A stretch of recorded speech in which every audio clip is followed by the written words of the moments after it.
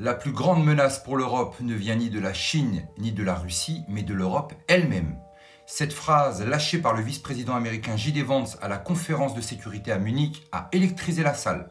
Un instant de flottement, un silence pesant.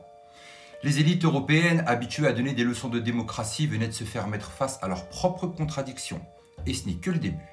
Le vice-président américain n'a pas mâché ses mots. De la politique à l'égard de l'Ukraine à la censure, tout est présenté comme une défense à la démocratie.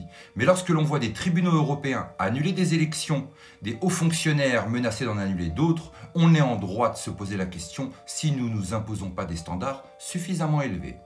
L'Europe se cache derrière le mot démocratie pour justifier des décisions autoritaires. Prenons un exemple. En Allemagne, un pare-feu politique interdit à l'AfD, pourtant deuxième force du pays, d'accéder au gouvernement en cas de victoire aux élections. J.D. Vance, lui, réplique. En démocratie, il n'y a pas de mur de feu. Vous devez parler. Et là, le vernis craque. Le vice-président américain a par ailleurs refusé de rencontrer Olaf Scholz, le chancelier allemand, mais a préféré échanger avec Alice Weidel, chef du parti de l'AfD. Et ça, c'est un signal qui fait trembler Berlin. D'après le Télégraphe, ils ont échangé sur le sujet de la guerre en Ukraine, de la sécurité intérieure de l'Allemagne et du verrouillage des partis anti-système. Les médias européens ont immédiatement réagi en qualifiant cette rencontre de scandale. Comme d'habitude, l'AfD est étiquetée d'extrême droite pour mieux justifier son exclusion. Mais si ce parti est aussi dangereux, pourquoi refuser de débattre avec eux? Qui tremble réellement? Derrière les discours policiers de Macron, Van der Leyen ou Scholz, ce sont les véritables maîtres du jeu qui sont en panique. Les lobbies financiers et le complexe militaro-industriel, BlackRock, Goldman Sachs et les géants de l'armement qui ont misé sur une guerre longue en Ukraine. Une victoire de Trump signifie la fin du robinet à milliards et le début des négociations avec la Russie.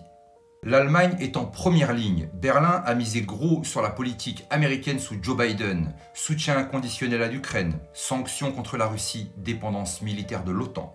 Trump revient et coupe le financement, et l'Allemagne s'enfonce dans une crise encore plus vite qu'elle n'était auparavant.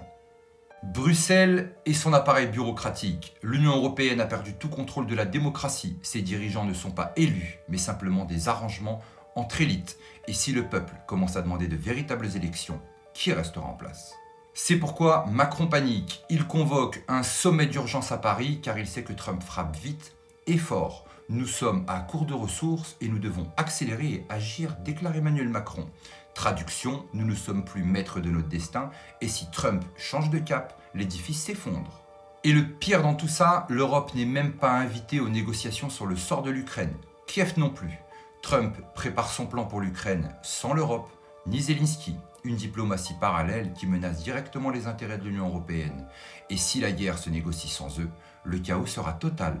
Macron, Scholz et Van der Leyen se retrouvent spectateurs d'un jeu qui les dépasse. J.D. Vance a révélé une vérité que l'Europe ne veut pas entendre. Nos dirigeants ne servent pas nos intérêts. Les institutions européennes ne sont pas aussi démocratiques qu'elles le prétendent et que les véritables maîtres du jeu sont les lobbies et les financiers qui contrôlent l'agenda. Mais la vraie question c'est, et nous, qu'allons-nous faire? L'Union européenne est-elle encore une démocratie ou un empire bureaucrate qui contrôle réellement en coulisses? Et l'adhésion express de l'Ukraine est-elle une nécessité ou une manœuvre cachée?